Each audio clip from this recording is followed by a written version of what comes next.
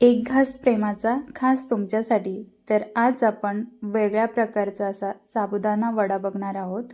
तर एकदम भन्नाट असा हा वडा एकदम कुरकुरीत होतो आणि खायला पण एकदम मस्त लागतो. तर इथे आपल्याला 1 वाटी साबुदाणा घ्यायचा आहे. त्याच्यामध्ये 2 चमचे पाणी घालायचे. तर आपल्याला फक्त साबुदाण्याला पाणी लावून घ्यायचे.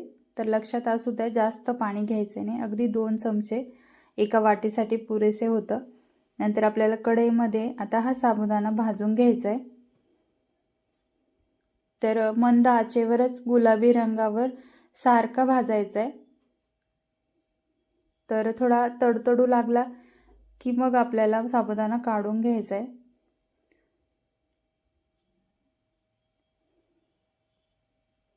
तर आता इथे साबुदाणा चांगला भाजून झालाय.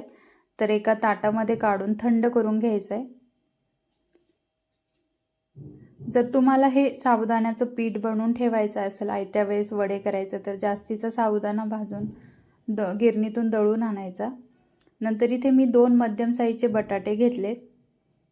तर आता साबुदाणा थंड होतोय तोपर्यंत आपण बटाटे किसून घेऊया. तर शक्यतो बटाटे इथे आपल्याला किसूनच घ्यायचेत, कारण कुस्करल्यामुळे काय होतं, बटाट्याच्या फोडी तशाच राहतात, मग वडा व्यवस्थित असा थापता येत नाही. त्याच्यामुळे इथे बटाटे आपल्याला किसूनच घ्यायचेत. तर आता अशा पद्धतीने आपण सगळे बटाटे इथे किसून घेऊया. तर तुम्ही पाहू शकता इथे किती छान असा किस तयार झालाय. तर आता साबुदाणे पण थंड झालेत. तर एका मिक्सरच्या भांड्यामध्ये आपल्याला साबुदाणे काढून घ्यायचे आणि याचं पीठ तयार करायचंय. एकदम बारीक दळायचे. तर तुम्ही इथे पाहू शकता अशा पद्धतीने पीठ तयार करून घेतलंय.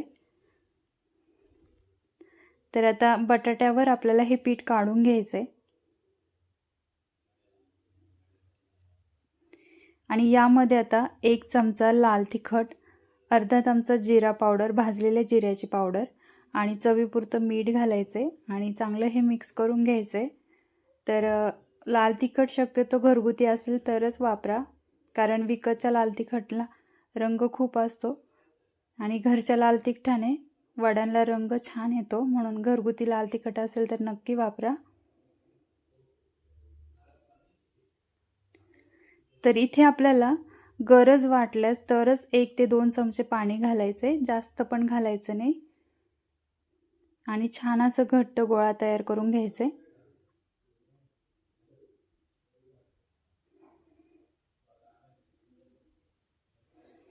तर इथे तुम्ही पाहू शकता अशा पद्धतीने गोळा तयार झाला की आता एक छोटा गोळा आता हातावर आपल्याला घ्यायचा आहे आणि प्लास्टिकच्या कागदावर आपल्याला तो थापून घ्यायचा आहे.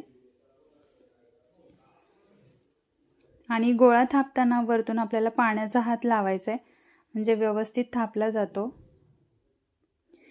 आणि आता हा एखाद्या वाटीच्या साहाय्याने आपल्याला कापून घ्यायचा आहे, म्हणजे याला आकार पण व्यवस्थित येतो.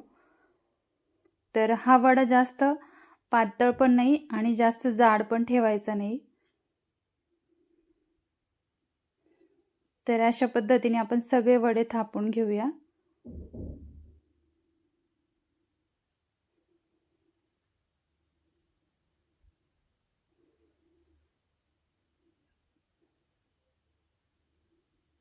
तर ही चवीला खूप भन्नाट लागतात हे वडे आणि हा वेगळा प्रकार म्हणजे पारंपरिक पद्धत आहे.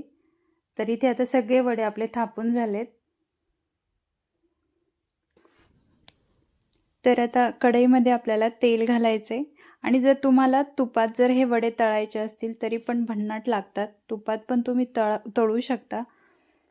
तर आता तेल चांगलं गरम झालं, गॅस मध्यमच ठेवायचा आहे आणि आपल्याला इथे वडे तळून घ्यायचे.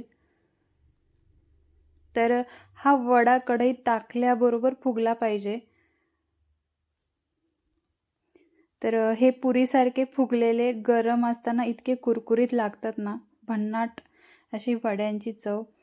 तर अशाच पद्धतीने आपण सर्व वडे इथे तळून घेऊ. तर हे वडे तुम्ही दह्यासोबत सुद्धा खाऊ शकता किंवा आपल्या चटणीसोबत सुद्धा खाऊ शकता किंवा तसे सुद्धा खाऊ शकता. इतके मस्त लागतात ना. जर साबुदाणा भिजवलेलं नसेल आणि पटकन काहीतरी करायचं आहे तर ही रेसिपी खरंच खूप मस्त आहे.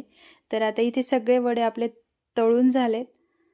तर तुम्ही पाहू शकता किती मस्त असे वडे झालेत. रंग पण किती सुंदर आलाय.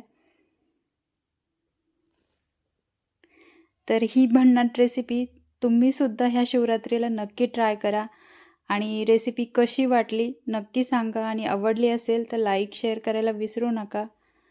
आणि अशाच नवनवीन रेसिपीज बघण्यासाठी आपल्या चॅनलला नक्की सबस्क्राईब करा. थँक्यू.